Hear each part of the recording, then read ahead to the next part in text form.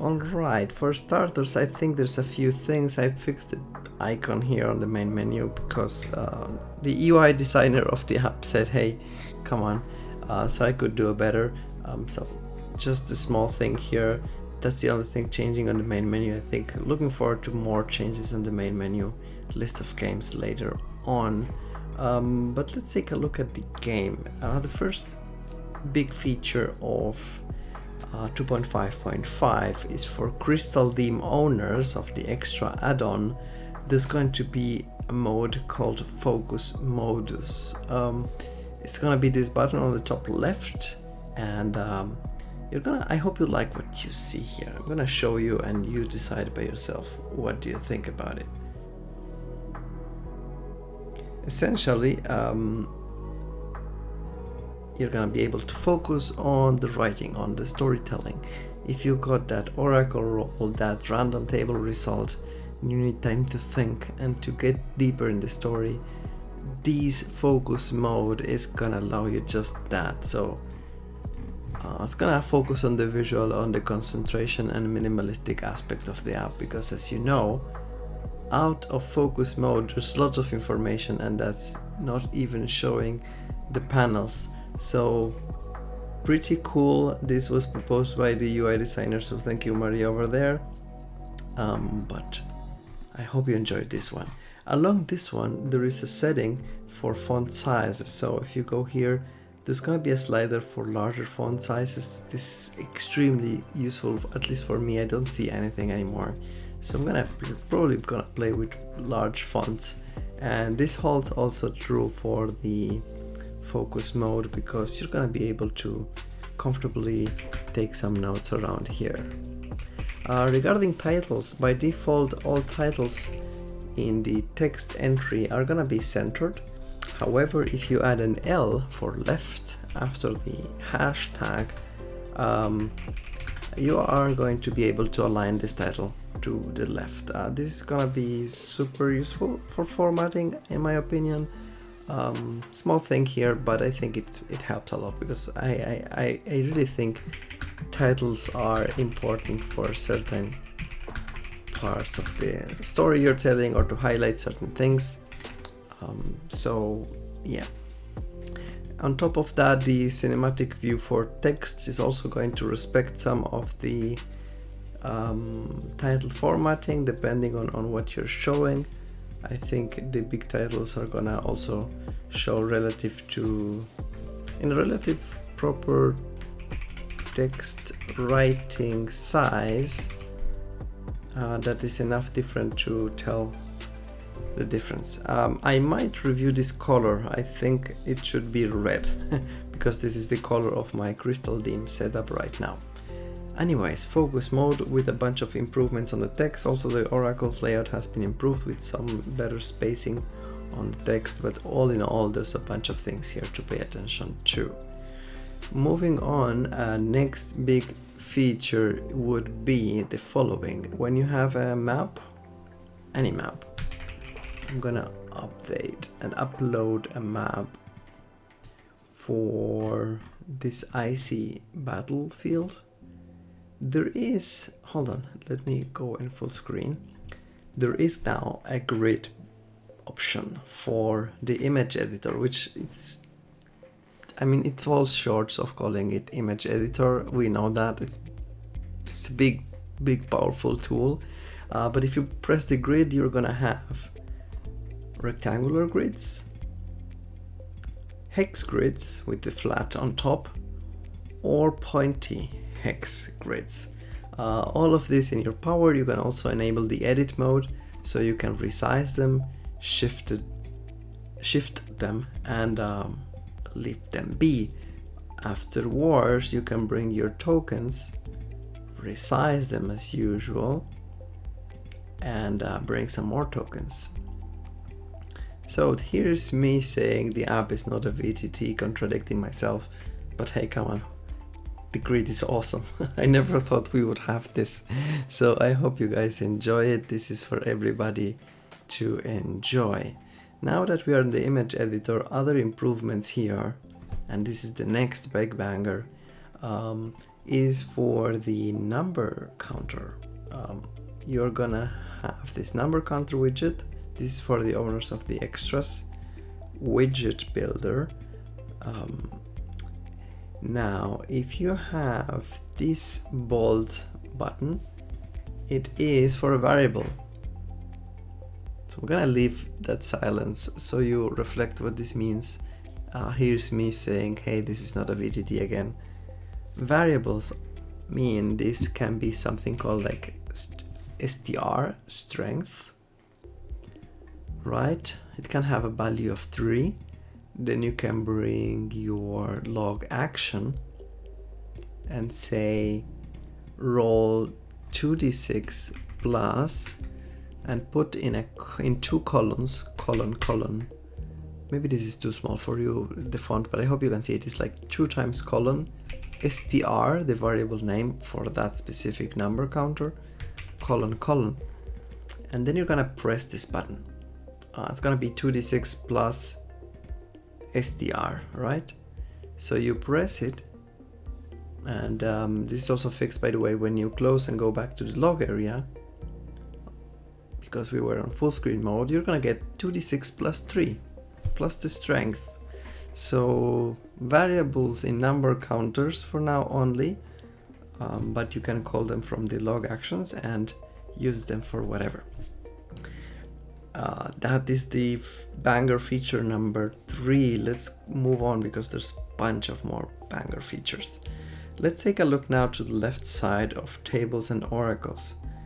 If you have a table called, I have a table called fruits.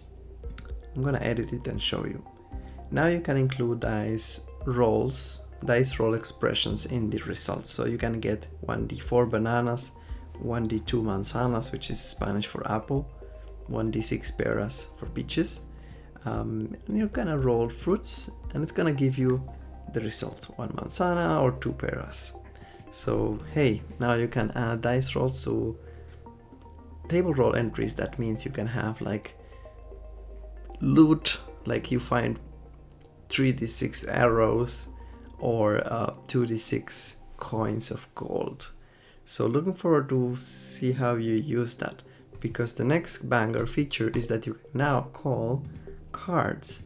If I bring my poker card and shuffle it and write down, hey, I draw 2 cards and put bracket poker, that's the name of the deck, colon 2, that's the amount of cards I want, bracket. If it helps you to bracket, you can associate it with the card shape. So remember, the bracket will be for cards. And if you submit this, you're gonna get cards directly from your chat. That means you can also use this from your log actions widget in the image editor, or also from table roles. So I think you're gonna be pretty powerful with whatever you would automation people out there like doing, because these tools I'm showing are gonna improve your setup. And remember, you can template this stuff and share it with others, so do consider joining us on Discord if you're not there. But yeah, happy to be sharing with the community these awesome features. I'm probably forgetting a few more features. So we have the focus mode, the formulas, drawing cards, dice rolls in tables. What else? I have to take a look because I'm probably forgetting something. Yeah, if you open the initiative tracker on the card, I have two more banger features. Like, not only I was forgetting one, so the initiative tracker, if you open it, and you add characters here, there's gonna be a chat icon. This is only if the window is big enough, but if it's big enough, it's gonna be a chat, so you can directly jump in and speak on their behalf. So if it's the turn of Heseth, you can press this icon here and you can type on their behalf. This is gonna be convenient because on top of that you can add improvised characters or unnamed NPCs like John, whoever. And when it's the turn of John, or any time actually, you can speak on their behalf and very quickly have like improvised unnamed characters organized from the initiative tracker as a way of organizing like who is on that scene right now. It can be super cool, I think. So that's one feature.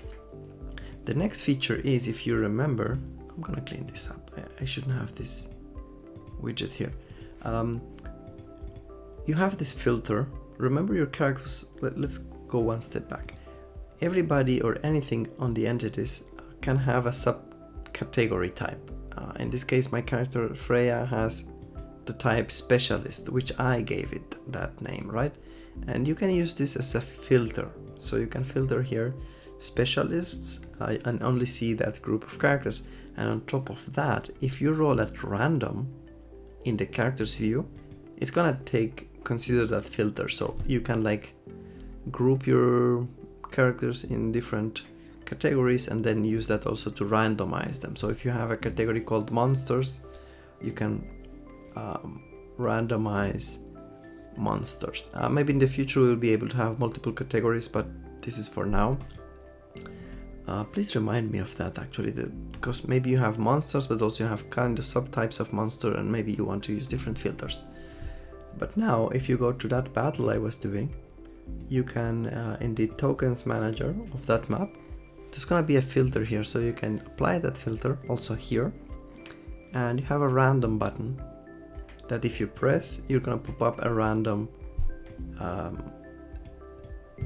token between of that group. So you can randomize or quickly randomize enemies from your enemies category, so to say, and pop them up on the map at random. So this is, I think, super convenient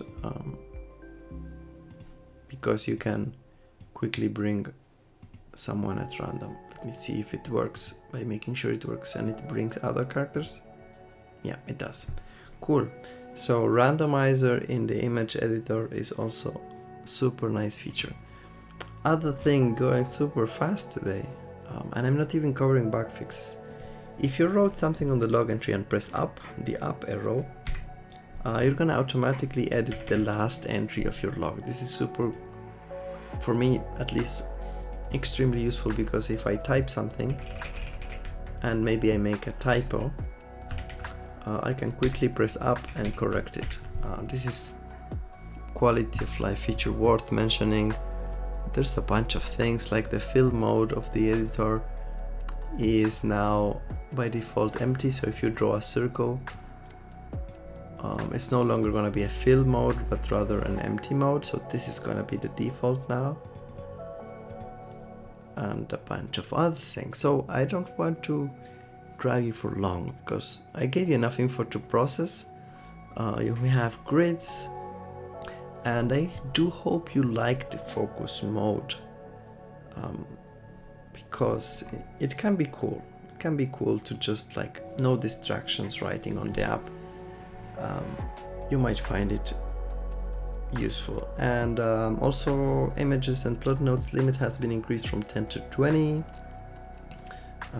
which, remember, this is like using your own RAM and storage, so be mindful of, in my opinion, load in your games only what you need for that particular game. Do not convert games into libraries of multiple things. I know solo players do like a huge library of 255 tables, 352 tokens, but I don't know, it's a way of how it's been designed, but I don't want to enforce it. I think you're making use of the app much better than I do. You're more creative than I am.